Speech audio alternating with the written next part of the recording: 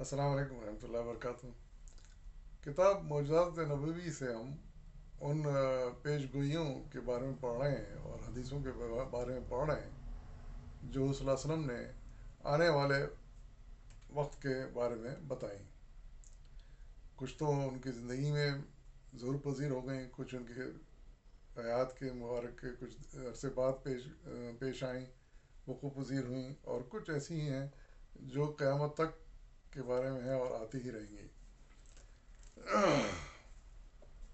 تو آج بھی کچھ ایسی احادیث لے کر میں حاضر ہوں، سماعت فرمائیے۔ اس کا عنوان دیا ہے کہ عنقریب میرے بعد حق تلفی ہوگی۔ امام بخاری نے ابن مسعود رضی اللہ عنہ سے روایت کی ہے کہ نبی کریم صلی اللہ علیہ وسلم نے فرمایا کہ وہ زمانہ قریب ہے جب تمہاری حق تلفی ہوگی اور ایسی باتیں ہوں گی جن کو تم برا سمجھو۔ صحابہ نے عرض کیا کہ اے اللہ کے رسول، ایسے وقت میں آپ ہمیں کیا حکم دیتے ہیں؟ یعنی ایسے حالات ہوں تو ہمیں کیا کرنا چاہیے؟ آپ صلی اللہ علیہ وسلم نے فرمایا کہ دوسروں کا جو حق تم پر ہے وہ ادا کرو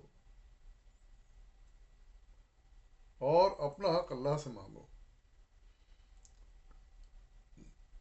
بڑی سنہری بات اور سنہرے الفاظ ہیں یہ، کہ دوسروں کا جو حق تم پر ہے وہ تو ادا کرو، اسے ادا کرنا ضروری لازم ہے کہ خواہ کیسے بھی حالات ہوں، اور اپنا حق اللہ تعالیٰ سے مانگو، وہ تمہیں دلوائے گا۔ تو یہ ایک بہت بہترین نصیحت بھی ہے، اور ہر دور میں اس کا مسلمانوں کو خیال رکھنا چاہیے۔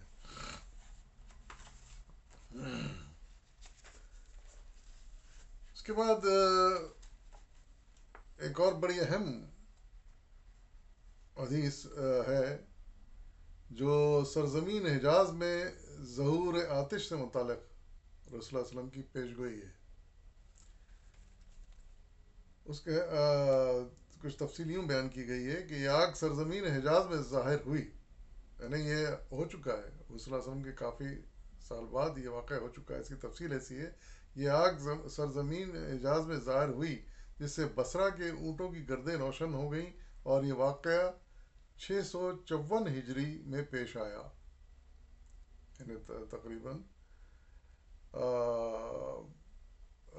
آپ کی حیات کے تقریباً 620 سال بعد، 620 یا 630 سال بعد پیش آیا۔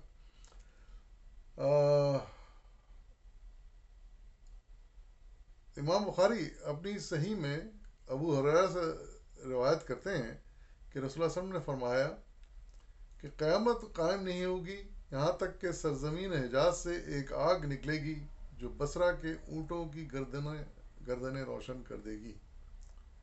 یعنی حجاز سے وہ آگ میں وہ اٹھے گی، حجاز میں اٹھے گی، حجاز میں لگے گی وہ آگ، لیکن اتنی شدید ہوگی وہ، اور اتنی اونچی ہوگی، تیز ہوگی کہ جس سے بصرہ، وہاں سے جو کہ کافی سینکڑوں میل دور ہے، وہاں تک بھی وہ اس کی کرنیں نظر آئیں گی، روشنی نظر آئے گی، اور اس سے اونٹوں کی جو بصرہ میں جو اونٹ ہیں ان کی گردنیں تک روشن ہو جائیں گی، یعنی اتنا اس قدر تیز روشنی نکلے گی۔ تو مورخین اور دیگر لوگوں نے تواتر کے ساتھ ذکر کیا ہے کہ یہ واقعہ 654 ہجری کا ہے، ہجری میں پیش آیا۔ شیخ امام حافظ حدیث، شیخ الحدیث اور اپنے زمانے کے مورخین کے امام شہاب الدین عبد الرحمن بن اسماعیل ابو شامہ نے اپنی تاریخ الذیل و شرح میں ذکر کیا ہے کہ یہ آگ 5 جمادی الاخر 654 ہجری کو جمعے کے دن ظاہر ہوئی اور لگاتار 1 ماہ سے زیادہ مدت تک جلتی رہی۔ پھر موصوف نے اہل مدینہ سے متواتر طرق سے ظہور آتش کی کیفیت نقل کی ہے۔ یہ آگ مدینہ منورہ کے مشرق میں احد پہاڑ کے سامنے وادی شزا کے کنارے سے ظاہر ہوئی، جس سے وہاں کی وادیاں بھر گئیں. اس آگ سے چنگاری نکل رہی تھی جو حجاز کو خاکستر کر رہی تھی.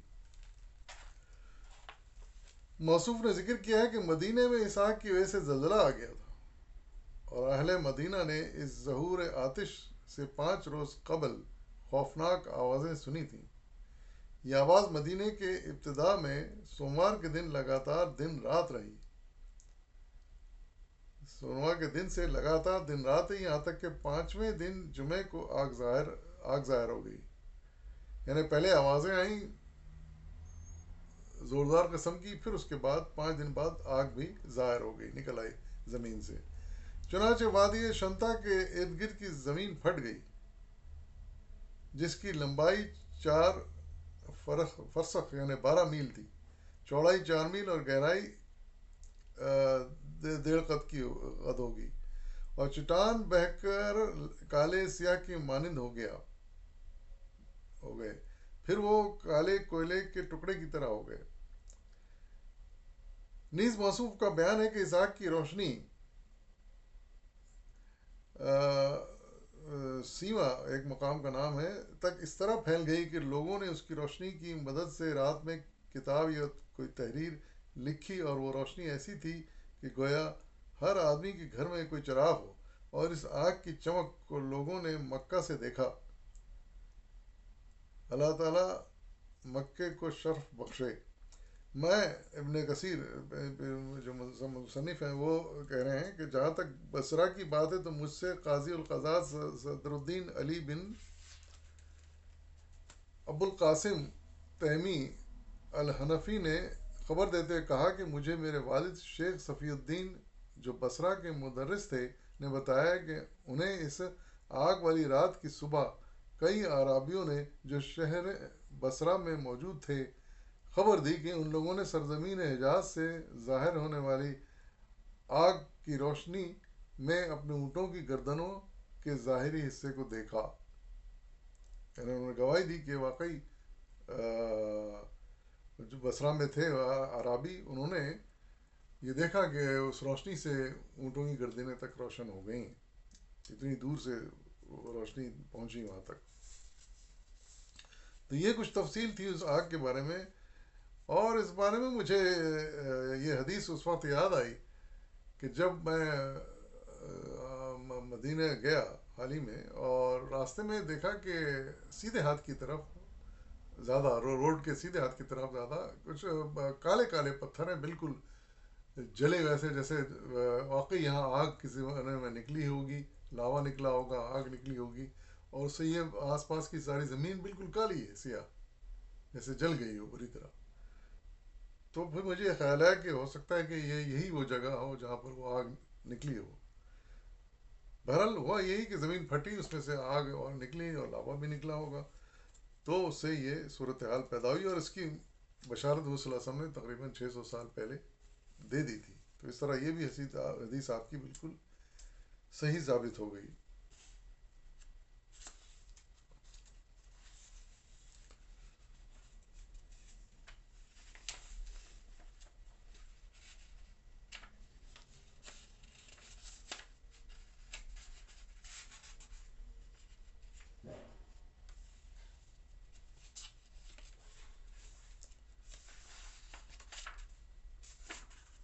ایک اور حدیث ہے اور واقعہ ہے. اسی طرح جب قریش رسول اللہ صلی اللہ علیہ وسلم کی مخالفت پر اتر گئے تو آپ نے ان پر یوسف علیہ السلام کے زمانے کی قحط سالی کی طرح قحط سالی کی بددعا دی. چنانچہ وہ قحط زدہ ہو گئے، یہاں تک کہ ہر چیز کھانے پر مجبور ہو گئے، اور ان میں کوئی شخص بھوک کی شدت سے اپنے اور آسمان کے درمیان دھوئیں کے مانند دیکھتا. ابن مسعود رضی اللہ عنہ نے اللہ تعالیٰ کے اس قول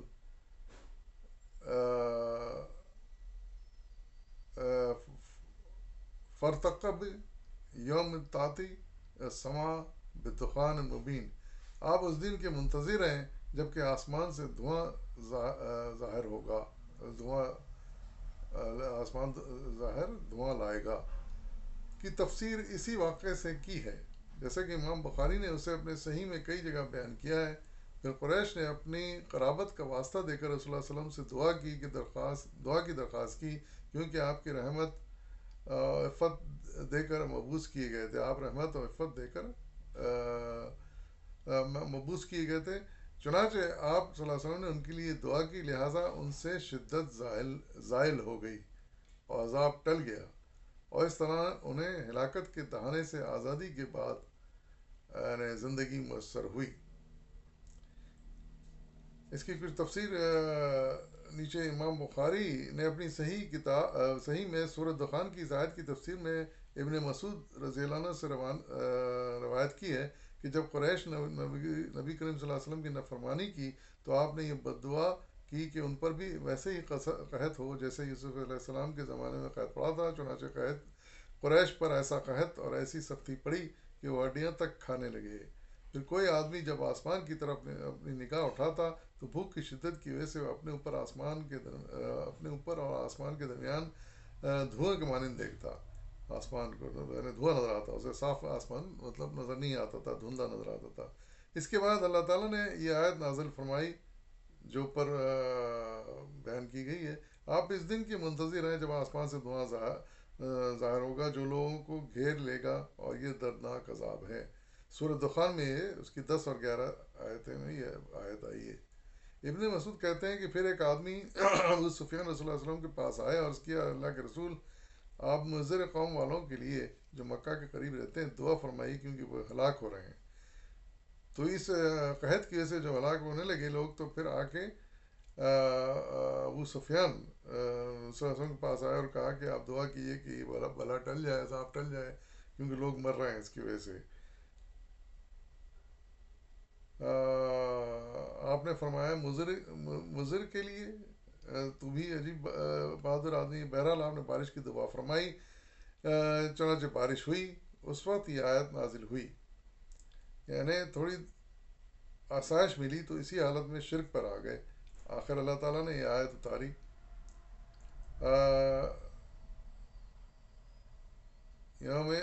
یوم نبتش بدشا الکبرا انا منتقمون، جس دن ہم بڑی سخت پکڑیں گے، بالیقین ہم بدلہ لینے والے ہیں۔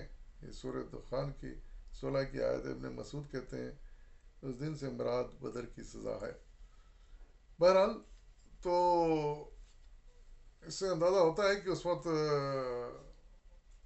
حجاز کے لوگ بہت ہی بدعمالیوں پر اتر آئے تھے اور بہت برا سلوک کر رہے تھے حضور صلی اللہ علیہ وسلم کے ساتھ۔ تو حضور صلی اللہ علیہ وسلم نے آخر ان کو بددعا دی کہ ان پر ویسا ہی قحط نازل ہو جیسا کہ یوسف علیہ السلام کے لوگوں پر نازل ہوا تھا۔ تو وہ بددعا قبول ہو گئی تھی، اور پھر بری طرح قحط میں مبتلا ہوئے وہاں کے لوگ۔ لیکن پھر آ کے لوگوں نے سفارشیں شروع کر دیں کہ لوگ مر رہے ہیں، آپ دعا کیجیے کہ بلا ٹل جائے۔ تو پھر آپ نے ظاہر ہے کہ آپ رحم، آپ کی طبیعت میں کوٹ کر بھرا تھا، تو آپ نے پھر ان کے لیے دعا دی کہ اللہ تعالیٰ اس بلا کو ٹال دے اور اس عذاب کو ہٹا لے۔ تو پھر بارش ہوئی اور پھر قحط ان کا ختم ہوا۔ تو اس طرح آپ کی بددعائیں بھی اس طرح اثر کیا کرتی تھیں۔ تو اللہ تعالیٰ ہم سب کو توفیق عطا فرمائے کہ ہم اپنے پیارے رسول صلی اللہ علیہ وسلم کے احکامات پر چلیں، ان کی تابع داری کریں، ان کی تکریم کریں، اور ان کی بتائے ہوئے باتوں پر چلیں، ان سے ہٹیں نہیں، اور جن سے آپ نے منع کیا ہے ان سے دور رہیں، اور جتنا ہو سکے ہم نیکی کے کام کریں، آخرت کی تیاری کریں، اور حتی الامکان حضور صلی اللہ علیہ وسلم پر درود و سلام بھی بھیجتے رہیں، تاکہ اس کا بھی ہمیں زیادہ سے زیادہ اجر آخرت میں ملے۔ اجازت دیجیے، فی امان اللہ۔